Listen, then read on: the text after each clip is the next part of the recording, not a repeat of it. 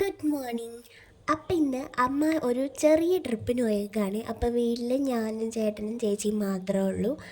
അപ്പം ഇന്ന് രാവിലത്തെ കിച്ചൺ ഡ്യൂട്ടി എനിക്കാണ്.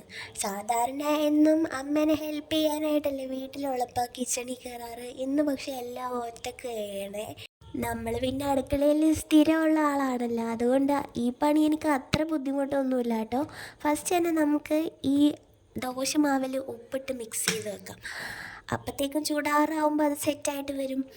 കാര്യമായിട്ടുള്ള പണികളൊന്നുമില്ല കേട്ടോ. ബ്രേക്ക്ഫാസ്റ്റ് ഉണ്ടാക്കിയാൽ മാത്രം മതി. അതും നമ്മുടെ അപ്പവും ചമ്മന്തിയും പിന്നെ ഒരു ചായ ഉണ്ടാക്കിയാൽ എൻ്റെ പണി തീരും.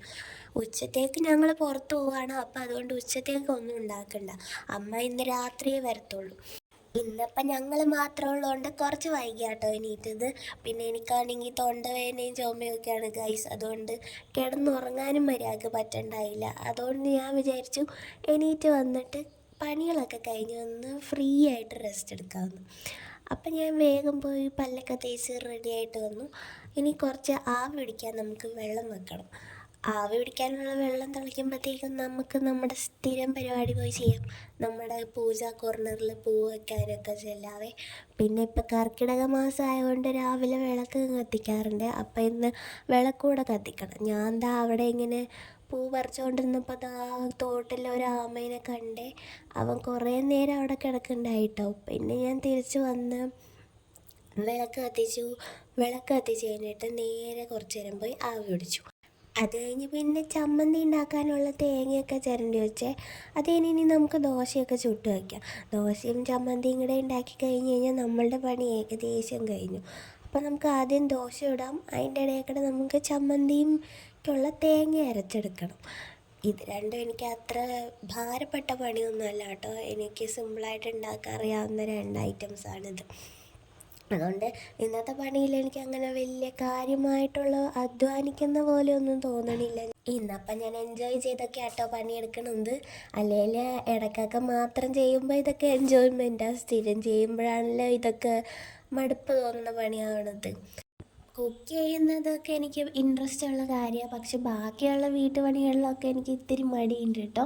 എൻ്റെ മടി മാറ്റി വെച്ചാൽ മാത്രമേ ഞാൻ അതൊക്കെ ചെയ്യാറുള്ളൂ. പക്ഷെ കുക്കിങ്ങിൽ എനിക്ക് ഇത്തിരി ഇൻട്രസ്റ്റ് ഉള്ളതുകൊണ്ട് അങ്ങനെ മടിയൊന്നും വരാറില്ല. കുക്ക് ചെയ്യാനും പുതിയ പാചക പരീക്ഷണങ്ങളൊക്കെ നടത്താനൊക്കെ എനിക്കിഷ്ടമാണ്.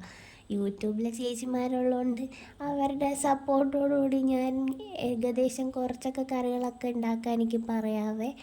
പിന്നെ ഇന്നത്തെ നമ്മുടെ ചമ്മന്തി ആർഭാടങ്ങളൊന്നും ഇല്ലാത്തതാണ്. തേങ്ങയും വെളിച്ചെണ്ണയും കടുകും മാത്രമേ നമ്മുടെ ചമ്മന്തിയിൽ നിന്നുള്ളൂ. ഇവിടെ ചെറുള്ളിയൊന്നും കിടക്കുന്ന കണ്ടില്ല. അതുകൊണ്ട് ഞാൻ ഉള്ള സാധനം വെച്ചാണ് ഇന്ന് ചമ്മന്തി ഉണ്ടാക്കിയേക്കണേ. സംഭവം എല്ലായിട്ടില്ലെങ്കിലും നമ്മുടെ ചമ്മന്തി ടേസ്റ്റ് ആയാൽ മതിയല്ലോ. അക്കാര്യത്തിൽ എനിക്ക് സംശയമൊന്നുമില്ല. ചമ്മന്തി അത്യാവശ്യം വായിലൊക്കെ വെക്കാൻ കൊള്ളാം. പിന്നെ കുറച്ച് പാത്രമൊക്കെ കഴുകാനുണ്ടായി. അത് ചടയെന്ന് കഴുകി. ഇനി ഈ പാത്രമൊക്കെ കഴുകിയിട്ട് നമുക്ക് പോയി ചായ ഉണ്ടാക്കാം. ചായ ഉണ്ടാക്കി കഴിഞ്ഞാൽ എൻ്റെ ഇന്നത്തെ അടുക്കള പണി ഓവർ. ഇന്ന് കാര്യമായിട്ടുള്ള കുക്കിംഗ് ഒന്നും ഇല്ലാത്തതുകൊണ്ട് അധികം പാത്രമൊന്നും കഴുകാനില്ല കേട്ടോ. ആകെ തേങ്ങ അരച്ച ജാർ ഒരു പ്ലേറ്റ് മാത്രമേ കഴുകാനുള്ളൂ. അല്ലായിരുന്നെങ്കിൽ ഇന്ന് പാത്രം കഴുകി ഒരു പണിയായേനെ. ചില സമയങ്ങളിൽ പാത്രം കഴുകണതും തുണി അലക്കണതും എനിക്കൊരു വെറുപ്പിക്കണ പരിപാടിയാണ്. ചില സമയത്ത് എനിക്ക് ഭ്രാന്ത് പിടിക്കും.